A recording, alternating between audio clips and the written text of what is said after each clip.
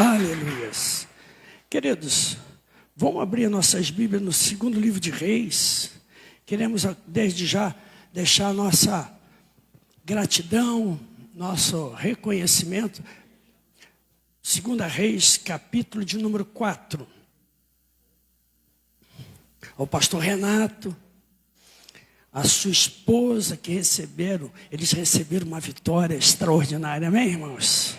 Nós e outras igrejas, outros irmãos estiveram clamando ao Deus vivo e todo-poderoso pela nossa irmã, esposa do pastor, e as últimas notícias que eu tive é que ela já está em casa, o filhinho também já está em casa. Esse é o nosso Deus, ele merece mais uma salva de palmas.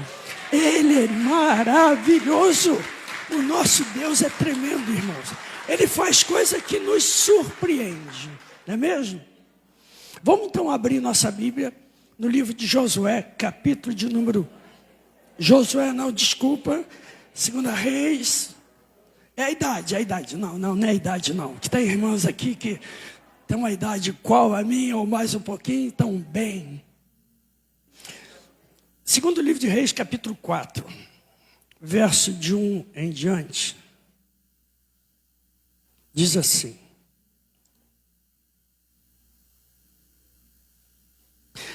quatro não, irmãos. Ô, pastor, misericórdia. 8, versículo 8 em diante.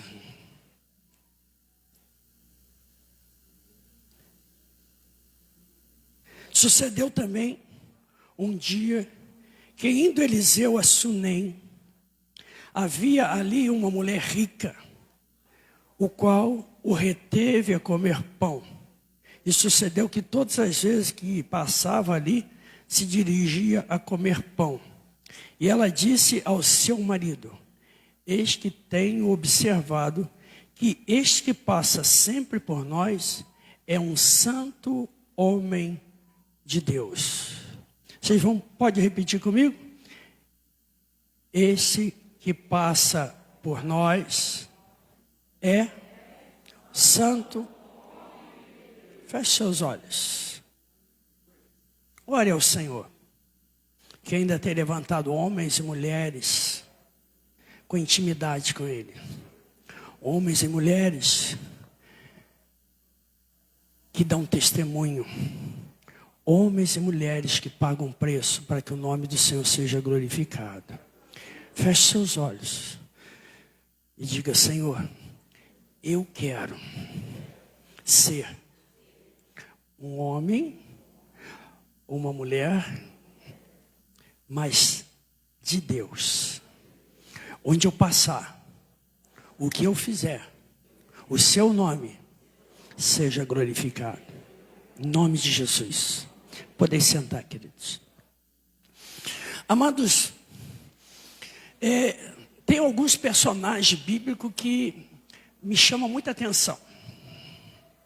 E um deles, Eliseu. Eliseu, jovem, como todos os jovens, tinha suas visões, tinha suas metas, seus desejos. Mas quando ele tem um encontro com Elias, ele foi impactado pela presença de Deus na vida de Elias. E ele deixou todas as suas metas, todos os seus propósitos para trás. Ele diz: agora eu quero ser como esse homem. Agora eu quero ter intimidade com Deus, como esse homem. E ele então larga todos os seus propósitos, todas as suas metas, todas as suas aspirações, e se posiciona de forma a andar como Elias andou. A buscar o que Elias buscou. A se relacionar com Deus, como Elias se relacionou. A meta daquele jovem era honrar a Deus. E os anos foram passando, e ele buscando, e ele clamando, e ele trabalhando, servindo a Elias, servindo a Deus. Quando Deus vai levar Elias para o céu, esse homem estava pronto, ele estava preparado para ser usado por Deus. Ele estava pronto para ser um servo valoroso de Deus. Queridos, nós precisamos ter meta na nossa vida. Nós precisamos, olha, eu quero ser um advogado, eu quero ser uma médica, nós precisamos ter metas. Deus ama quando nós sonhamos. O cristão não pode vir entregar, eu não quero nada, não vou ser nada. Mas você pode ser tudo. Um bom advogado, um bom engenheiro, um bom médico, um bom em qualquer área, engenheiro de qualquer área. Mas você tem que ser, por excelência, um bom servo de Deus. Nada substitui isso. Uma vez eu estive vendo na Adonep, alguns de vocês devem conhecer a associação Adonep, que fala a respeito de... entendi, obrigado. Eu ando muito, eu não sei ficar parado. Então, a Adonep é a Associação de Homens de Negócio, cristãos. E ali estão empresários, homens bem-sucedidos da vida. E num evento que eles fizeram, parece que foi na Bahia, um auditório enorme, para mais de 5.000 pessoas. E o mensageiro foi apresentado pelo irmão. E o irmão gastou mais ou menos 10 a 15 minutos só falando das qualidades do pregador. Que ele era doutor em divindade, que ele era isso, que ele era aquilo, que ele era... E foi falando todas, e realmente ele é.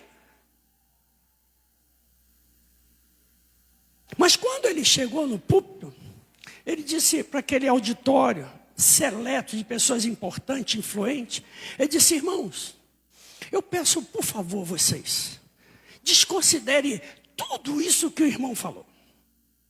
Desconsidere todos os títulos. Mas olha para cá.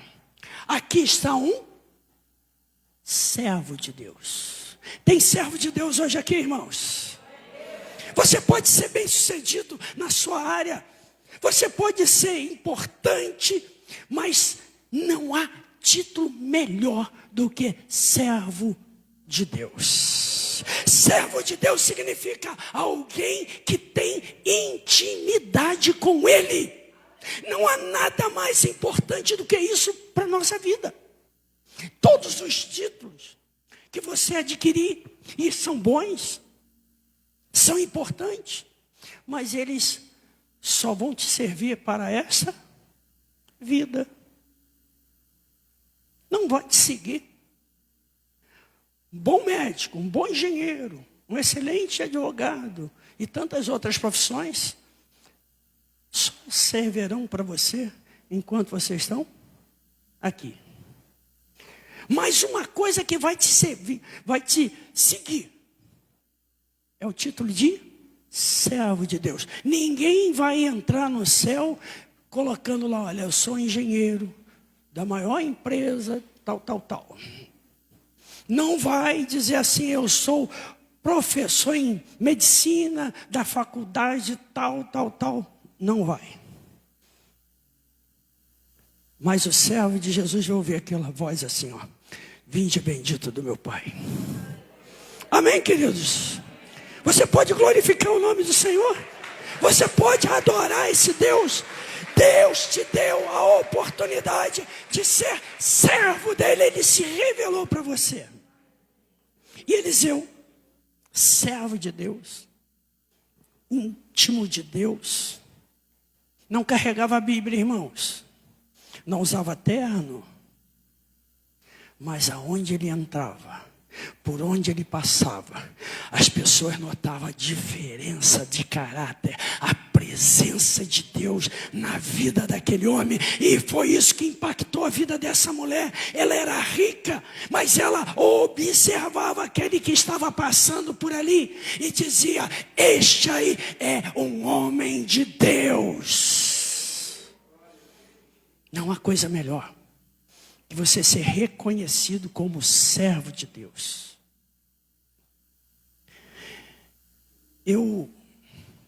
Por misericórdia de Deus, irmãos, tudo que eu falar aqui, por favor, não pense que eu estou falando para engrandecimento do homem.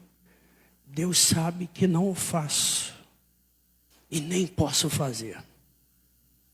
Mas eu falo como testemunha para exercitar a fé dos irmãos.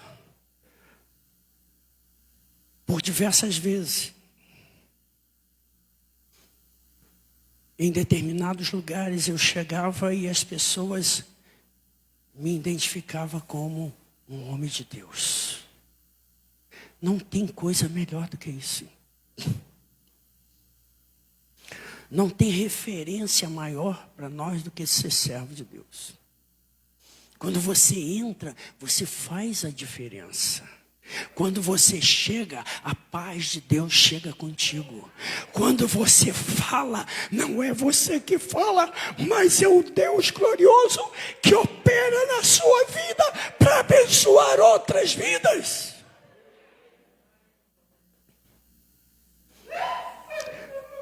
Uma vez eu indo ver um sítio para minha filha casar. E chegando lá no sítio, eu não me dirigi à senhora que era responsável. Quem foi? Foi minha esposa. Eu fiquei próximo, olhando o sítio. E a senhora dizia para minha esposa: o seu marido é pastor, não é? E ela não era crente. A senhora não era crente. Eu não falei com ela, eu não me dirigi a ela, nem cheguei perto dela, uma distância. Ela disse assim: o seu marido é pastor, não é? Eu não estava de paletó e gravata não, irmãos. Estava de roupa comum. E minha esposa falou: realmente ele é. Mas por quê? Ela disse assim: eu vejo o brilho de Deus nele. Você sabe o que é isso, irmãos? A satisfação que dá para a gente saber que Deus está na sua vida e fazendo diferença na vida daqueles que te cercam. Eliseu era esse tipo de homem. Onde ele chegava, a presença de Deus se manifestava. E aquela mulher rica disse: este que passa por nós é um grande homem de Deus. E ela identificou nele a presença de Deus. Ela disse assim: eu preciso abençoá-lo. E chamou o seu marido e disse: olha, vamos fazer lá um cômodo, um quartinho para ele. Porque todas as vezes que ele passar por aqui, ele vai poder se hospedar na minha casa. Aquela mulher atraiu a presença de Deus para a casa dela. Aquela mulher não sabia, mas ela estava atraindo a bênção para a vida dela. Ela não fez com interesse, mas ela queria favorecer aquele homem de Deus, que muitas vezes dormia pelos montes, muitas vezes não tinha o que comer, mas que não deixava de servir e glorificar o nome do Senhor. E ela então atrai a presença de Deus para sua casa. Como ela era uma mulher rica, não precisava de muita coisa, mas por causa daquele benefício, por causa daquele ato generoso que ela fez, Deus coloca no coração do homem de Deus, Eliseu. E ele vai ao seu moço e diz assim: olha, nós precisamos abençoar essa mulher. Vai lá ver o que ela precisa. E Geazi vai lá e conversa com a mulher e vê que ela não precisa de nada. Nada que o dinheiro pode comprar.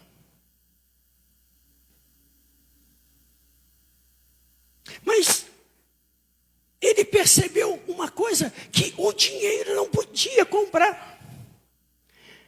Ela era feliz, sim. Abastada, sim. Considerada, sim. Mas lhe faltava algo extraordinário que toda mulher quer ter: um filho. E ela não tinha o filho. Mas por um ato de bondade, por atrair a presença de Deus para sua casa, ela vai receber essa bênção extraordinária. Eliseu então chamando ela. E uma das coisas que me deixa impressionado é que Eliseu foi hospedado na casa dela. Eliseu chama ela à sua presença. Eliseu não vai a ela, Eliseu chama ela. Ela poderia dizer assim: poxa, eu acolhi ele aqui, estou honrando ele, ele que tinha que vir a mim. Mas ela se humilha. Sendo ela rica, ela se humilha e vai até a presença do homem de Deus. Ela não sabe o que está reservada para ela, mas ela obedece. A Bíblia diz que melhor é do que quando nós obedecemos, irmãos, nós só vamos colher bênção.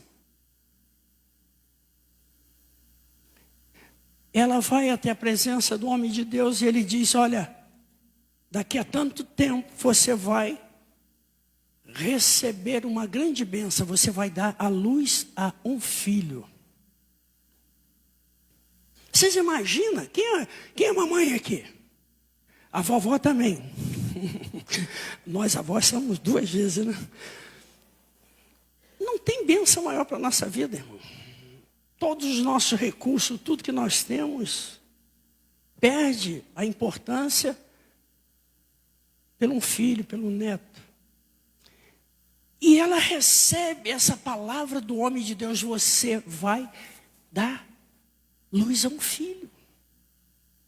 Ela, não minta para mim, não brinque com isso, porque estava no coração dela aquela dor. Eu tenho tudo, mas não tenho nada. Eu sou feliz, mas falta muito ainda para que eu seja completamente feliz, um filho. E ele vai diretamente naquilo que ela realmente precisava, que dinheiro não podia comprar: um filho. Passa-se o tempo determinado e ela dá luz a esse filho. Imagina a alegria. Criança traz alegria para o lar, né? Meus netos, como vão lá em casa, eu não faço mais nada. Então, trouxe alegria para aquela família. Mas, queridos, aquela alegria vai terminar. Aquela alegria vai dar lugar à dor, ao sofrimento, e eu posso dizer até mesmo ao desespero. Diz a palavra de Deus que, estando a criança junto com os trabalhadores do seu pai, começa a passar mal, a sentir-se mal. E o pai manda para a mãe. O pai não sabe o que fazer. Quem cuida muito mais das crianças é as mães, né? Então, manda para a mãe, que a mãe tem sempre um remedinho. A mãe tem sempre uma palavra, um abraço. A mãe, às vezes, cura com um beijo. Manda para a mãe. E chegando lá, aquela mãe que estava alegre, feliz da vida, contente com a bênção recebida de Deus, está com seu filho no colo, E ela vê o seu filho morrer, sem que ela pudesse fazer absolutamente nada para mudar aquilo. Vocês imaginam a dor do coração dessa mãe? O desespero que deve ter tomado conta do seu coração. Eu sei, eu já passei, não pela morte, mas o meu filho, quando pequeno, ele estava com convulsão de febre. E eu falei com minha esposa, bota ele dormir no nosso meio. Você fica de um lado, eu fico do outro. E como ele era muito pequenininho, eu botei o braço assim, e ele aqui. Eu falei, porque ela pode se mexer à noite e atrapalhar a vida do meu filho. Então, aguentei aqui, fiquei igual uma estátua, né? Não saía, não... E de madrugada, meu filho gritou, papai, papai, papai, papai, papai. E nós acordamos, e ele foi ficando rígido. Ele já não falava mais, ficou rígido. Os dedos das mãos e dos pés roxo, os olhos virados, já não enxergava mais, os lábios roxos, e ele dizendo, papai, foi ficando rígido, rígido, rígido, e não falou mais nada. Que sensação terrível. Uma dor insuportável tomou conta de mim naquele momento. E eu não podia fazer absolutamente nada. Meu filho estava morrendo nos meus braços. Eu não podia fazer nada. Aí eu dei conta da minha pequenez, a minha insignificância. Mas ao mesmo tempo que eu olhei para mim pequenino, falho, imperfeito, incapaz, eu olhei para Deus, o Todo-Poderoso, e disse para Deus, Senhor, eu sou teu servo. O meu filho, eu não posso fazer nada por ele, mas o Senhor pode. Eu creio que o Senhor pode curá-lo. Eu creio que o Senhor pode mudar isso. Mas, Senhor, como teu servo, eu quero te pedir, Senhor, cumpra-se na minha vida a tua vontade. Meu coração estava despedaçado,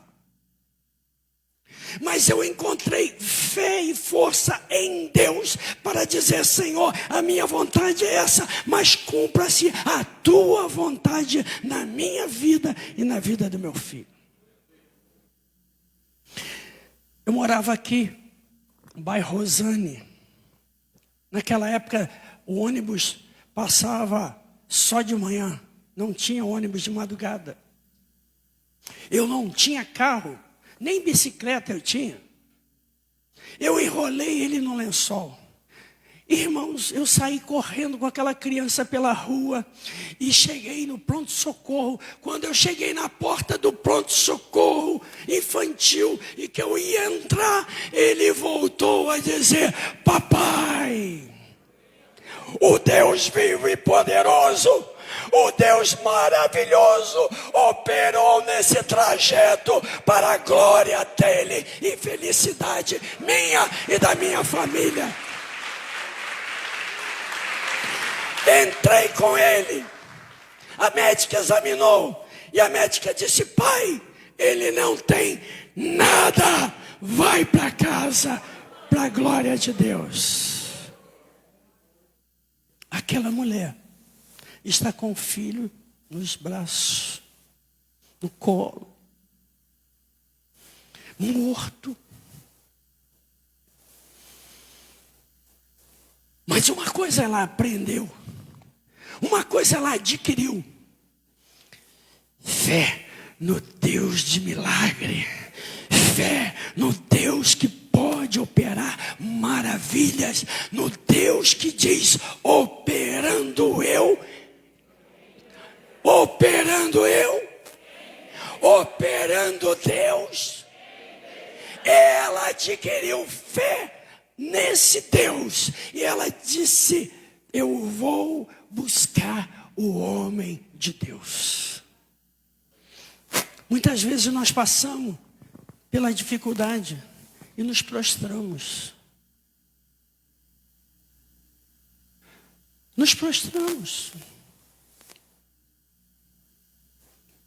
Aquela mulher não ficou prostrada. O coração dela devia estar esfacelado. O choro, com certeza, chegou aos seus olhos. Mas a fé. E o título da reunião de vocês é Esperança, não é isso? É isso. Campanha da esperança. Quem é que tem esperança? Quem tem fé. Se você não tiver fé, você não vai ter esperança em nada. A esperança é para quem tem fé. E a Bíblia diz que fé é certeza de coisas que não se, mas que se espera. Aquela mulher estava vendo a criança morta. Mas a fé, a esperança que ela tinha no Deus que lhe concedeu um filho quando ela não podia ter, não esmoreceu com a morte do filho. E ela toma atitude. Você quer receber bênção de Deus? Tome atitude. Exercite a sua fé. Ela foi falar com o marido e ele mandou que o servo fosse com ela. E no caminho ela disse: olha, você não pare por nada. Ela tinha traçado um objetivo: chegar ao homem de... Muitas vezes, queridos, nós temos objetivo, nós traçamos meta, mas nos deixamos desviar por circunstância. Vem um, fala uma coisa, vem outro, fala outra, não é? E vai minando a nossa fé, vai tirando. Ah, isso aí não tem mais jeito, não. Já ouviram isso? Ora, não. É impossível. Não tem gente que faz isso. Mas se você tiver fé, que te dá esperança, você não se detém. Ela disse assim, ó, não pare por nada, até chegar o homem de Deus. Quantas vezes as pessoas estão parando por dar ouvido ao que se fala? Fé é certeza. Não é dúvida, é certeza de coisas que não se veem. Se você vê, não precisa ter fé, você está vendo. Mas que se espera. E essa esperança, essa fé, levou aquela mulher a deixar a criança lá na cama, morta, e ir em busca do homem de Deus. Próximo, o homem de Deus viu ela. Ele estava no monte e ele viu ela vindo. E ele manda o seu moço, vai lá ver o que está acontecendo com ela. E eu acho maravilhoso essa palavra. Diz assim, perguntou Geazi, vai tudo bem contigo? Vai tudo bem com seu marido? Vai tudo bem com seu filho? Qual foi a palavra que ela deu? Ai, meu Deus do céu! Foi isso que ela falou? O que ela falou, irmãos? O que ela falou? O que é que ela falou, irmãos? Como é que pode tudo bem se ela está com um filho morto lá em casa? Mas a fé nos leva a desfrutar do sobrenatural de Deus, irmão. A fé mobilizou o coração daquela mulher, deu uma força a ela que é incomum. Ela disse: vai tudo bem. Vai tudo bem. Porque ela estava vivendo o seu melhor momento? Não. Ela estava feliz? Não. Ela podia fazer alguma coisa? Não.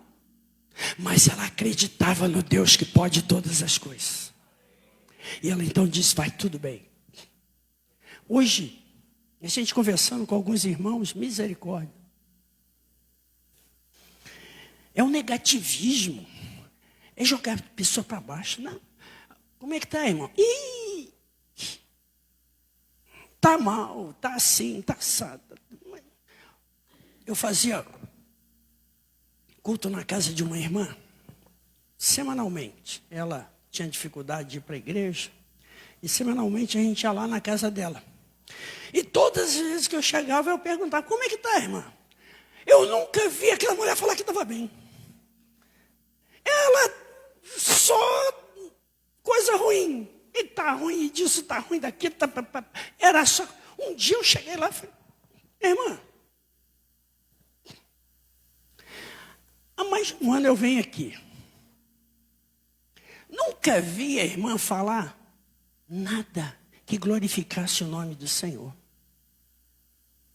Nunca vi a irmã agradecer a Deus de nada, mas a senhora só se lamentando, só criticando, só dizendo que está ruim, e isso e aquilo. Eu falei: irmã,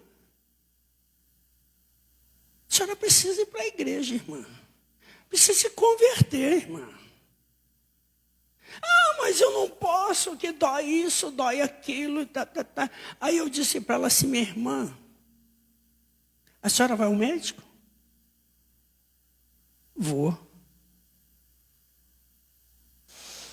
A senhora vai no supermercado? Vou. A senhora vai na farmácia comprar remédio? Vou. E a senhora só está ruim para ir para a igreja, irmã. Para ir para a igreja está sempre ruim, está sempre bom, está sempre doente. Mas a senhora vai para tudo quanto é lugar, vai comprar pão, vai, irmã? Vai. Se converta, minha irmã, em nome do Senhor Jesus. Crente não pode ser negativista. Não pode ficar se lamentando. Essa mulher tinha tudo para dizer não. Mas ela não. Ela disse assim: eu vou agir. Você está com problema? Quem não tem problema? Parece que só você tem, né? Só você está na crise, só você tem dor, só você está um sofrimento, só você perdeu.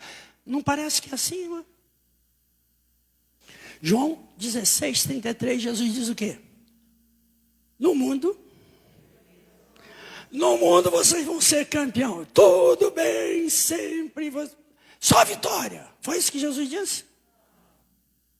Jesus, sabendo que ele iria ao assunto aos céus e que os discípulos dele ficariam aqui, e não teria a figura dele pessoal, física. Quando eles tinham alguma dificuldade, eles recorriam a Jesus. Jesus tinha palavra, não tinha? Tinha orientação? Tinha. Para todas as áreas.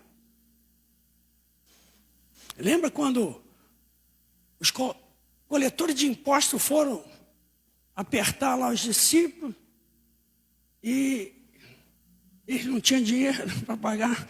Foram a Jesus aí, ó. Aí os cobradores. Jesus falou o que com Pedro? Você lembra? Hein? Vai lá. Joga lá seu anzolzinho, rede, qualquer coisa que pegue, né? Pega lá um peixe.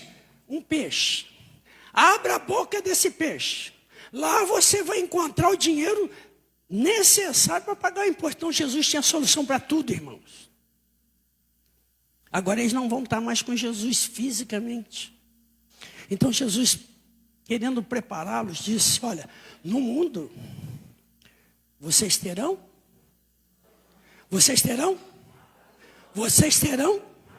Então, querido, Jesus nos preparou para os momentos adversos da vida.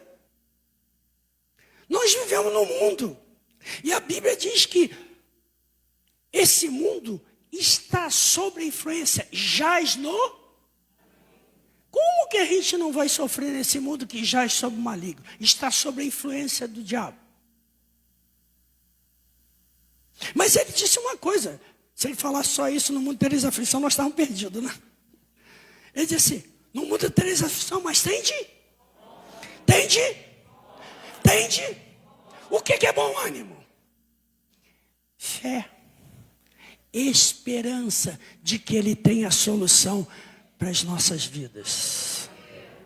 Ele tem, irmãos. Se eu fosse contar os testemunhos que eu já vivi,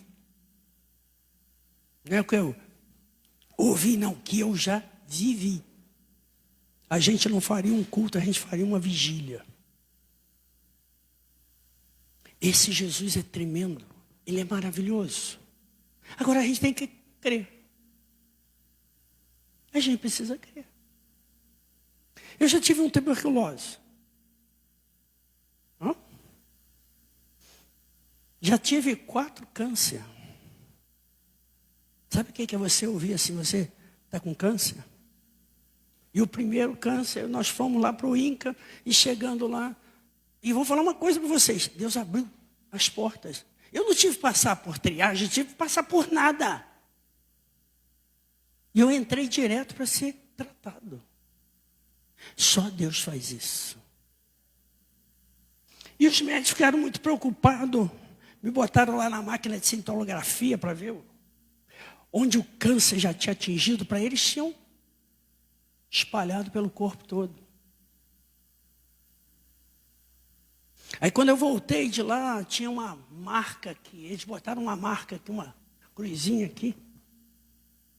Minha esposa ficou preocupada. O que é isso? O câncer, melanoma, ele é agressivo. Ele se espalha pelo corpo. Ele tentou se espalhar no meu corpo. E Deus colocou defesas. E impediram que ele subisse para o meu cérebro. Deus colocou a mão. E nós fizemos a operação. Graças a Deus está tudo muito bem. Mas eu operei depois desse mais 3. O último foi esse na garganta, onde eu fiquei sem poder falar. Imagina, eu não sou um homem de ficar falando muito, mas pregar, eu até fico falando um pouquinho mais. E eu preciso da voz.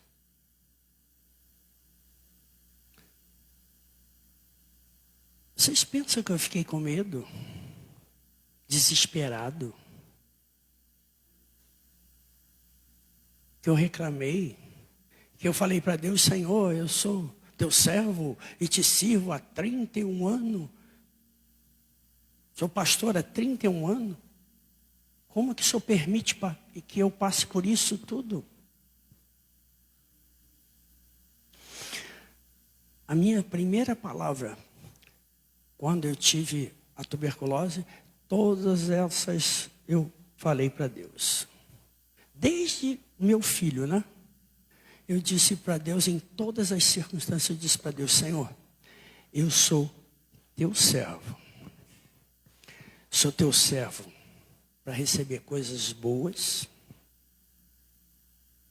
mas também sou teu servo para receber coisas não agradáveis. Eu sou teu servo para ter vida, mas sou teu servo também para morrer, se o Senhor assim desejar. Cumpra-se na minha vida a tua vontade. E estou aqui para a glória do nome do Senhor Jesus.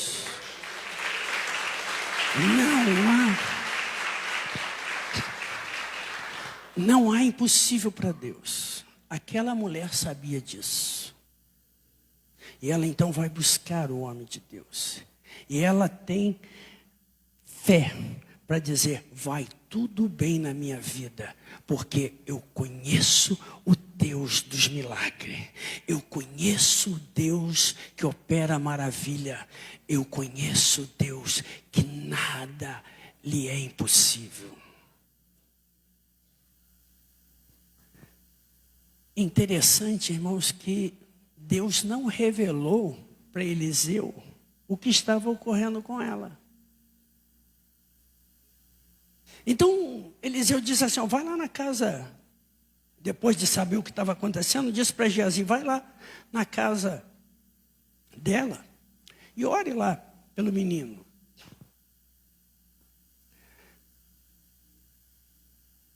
É que ela falou para ele, eu não vou arredar pé daqui enquanto o senhor não for comigo. Tem gente que desiste com tanta facilidade das bênçãos de Deus. Eu não vou sair da tua presença, eu não vou te deixar enquanto você não for lá comigo. Então o homem de Deus vai até a casa dela. Entra no quarto, onde está o corpo da criança. Ora a Deus. Sobe em cima da criança. Coloca a sua vista na vista dele, boca na boca dele, por cima dele. E Deus trouxe aquela criança de volta à vida para a glória do nome do Senhor. Irmãos, não há nada impossível para Deus. Para você, realmente as coisas podem ficar complicadas. O que você pode fazer num câncer? O que você pode fazer com a AIDS? Uma tuberculose? Ou uma outra doença? Agora mesmo, essa doença que está ceifando tantas pessoas, né? O que nós podemos fazer, irmãos? Nós, nada. Limitado que somos. Um vírusinho nos mata. Um vírus. Mas nós temos lá na nossa igreja um presbítero que ele mesmo disse lá que os médicos falaram, você morreu 2 vezes aqui dentro. Mas Deus trouxe ele à vida. Por causa das orações, das intercessões do povo de Deus em favor dele. Você está passando por crise, está passando por dificuldade. Você está enfermo. Não é o pastor, mas é o Deus que pode todas as coisas. Eu quero te convidar a vir aqui à frente. Não precisa falar para mim qual é a sua dificuldade, qual é o seu problema, o que está te tirando o sono, o que está trazendo pesadelo para você. Mas se você está passando, vem aqui na frente, eu quero orar por você. Pode sair do seu lugar. Não fale para mim, mas fale para Deus o que é que está te atormentando, te trazendo dificuldade na sua vida. Aquela mulher disse, eu vou ao homem de Deus buscar a solução do meu problema. Pode chegar aqui para frente, irmãos. Você está aqui dentro da igreja. Você está com problema? Por que você não vem? Tenha fé. Não fé no homem, não fé no pastor, não. Que eu também sou como vocês, preciso da ação de Deus na minha vida. Ministério de Louvor, pode vir aqui? Enquanto o Ministério de Louvor está adorando a Deus com um cântico, vou deixar por conta de vocês, não vou pedir alguma coisa que vocês não sabem. Mais apropriado essa. Enquanto eles estão se preparando ali, eu tinha um corinho lá na igreja que a gente canta. Às vezes me sinto tão sozinho, perdido no caminho, ninguém para me ajudar. Ao passo que eu vou andando, Vou me torturando, sentindo no peito uma dor. Preciso dar um jeito nesse sofrimento que arde em meu peito, tentando me consumir. De um amigo eu preciso pra não andar sozinho. Cristo é o amigo que vem me conduzir. Olha aí, eu estou até cantando. Por favor, queridos.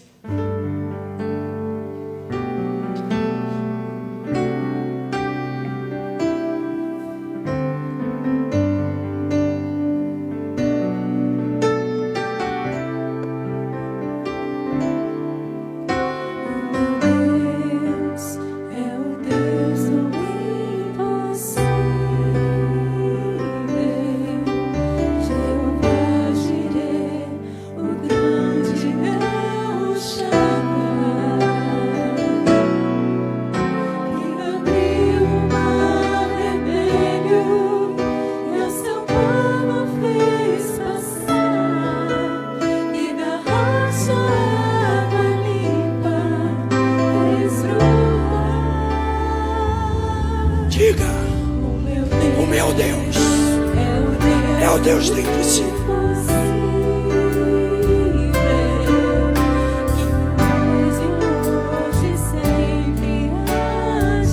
Ele continua o mesmo hoje.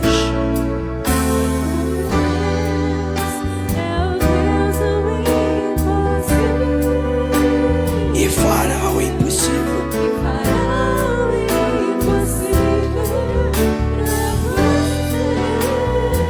E fará o impossível.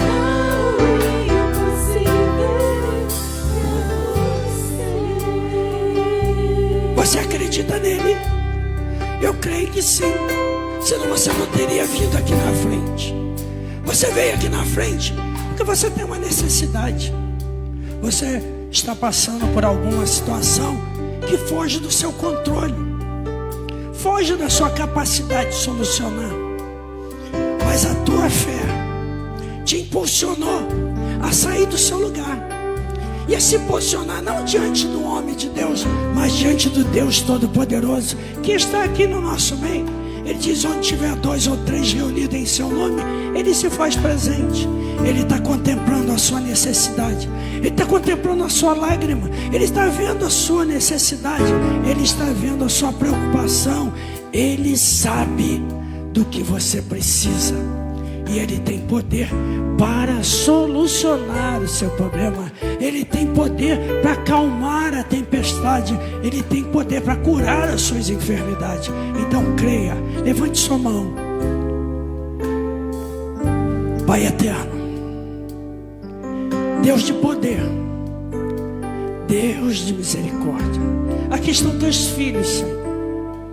Como eu também estou aqui, Senhor, também tenho necessidade, mas também acredito que Tu és poderoso para solucionar os problemas, para curar as enfermidades, para cessar o choro e trazer alegria no coração dos Teus filhos e Tuas filhas que aqui estão.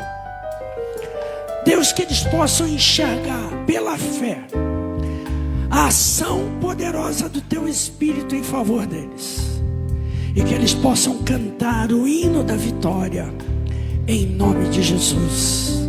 Amém, queridos?